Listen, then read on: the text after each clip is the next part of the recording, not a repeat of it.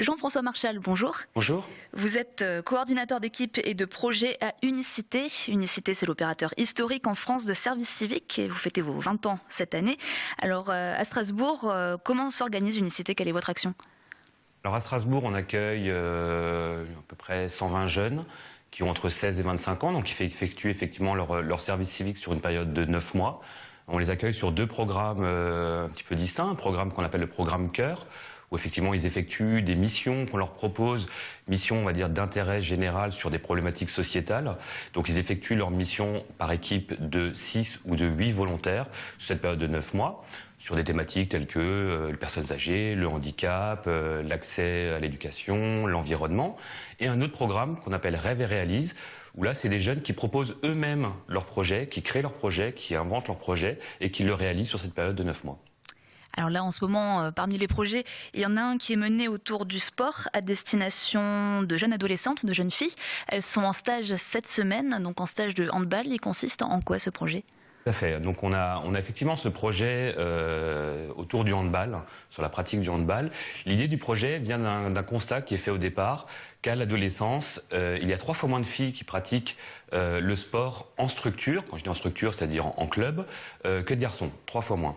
Donc l'idée c'est de lutter contre ce chiffre qui est le résultat de, je dirais, de représentation, parfois de difficultés culturelles par rapport à la pratique sportive des filles, principalement dans les quartiers où là les chiffres sont encore plus importants. Et donc l'idée c'est de mettre en place des actions pour, je dirais, alors pas forcément inverser la tendance, mais je dirais équilibrer un petit peu cette tendance. Donc ça se passe pendant toute l'année scolaire. Et là, cette semaine, c'est un stage, c'est pendant les vacances, c'est ça? Voilà. C'est plus intensif? Alors l'idée, c'est dans un premier temps d'aller les sensibiliser, d'aller créer du lien entre nos volontaires avec ces jeunes filles dans les écoles. Donc on a, je dirais, parcouru l'ensemble des établissements scolaires, primaires et collèges sur les quartiers de Cronenbourg et d'Aude-Pierre, en leur proposant des initiations au handball. Donc dans un premier temps un petit peu pour les connaître. Dans un deuxième temps, leur proposer des créneaux hors temps scolaire. Donc là où effectivement, sur la base du volontariat, les filles qui souhaitaient participer venaient, s'inscrivaient. Voilà, c'est pas du club, c'est une étape un petit peu intermédiaire. Ensuite, sous forme de stage, pendant les vacances, donc là c'est l'étape supérieure, on leur proposait, alors on l'a fait en février pour des primaires. Les collégiennes ont un peu râlé parce qu'elles voulaient aussi leur stage. Donc du coup, là pendant les vacances de Pâques, on le fait pour les collégiennes. Pendant ce stage, elles rencontrent des filles qui sont, elles, déjà en club, en l'occurrence avec le club de l'ASPTT de Strasbourg. Donc elles échangent pendant ces 3 jours-là. Et l'idée, c'est de les amener à la pratique régulière, qu'elles aillent s'inscrire dans un club.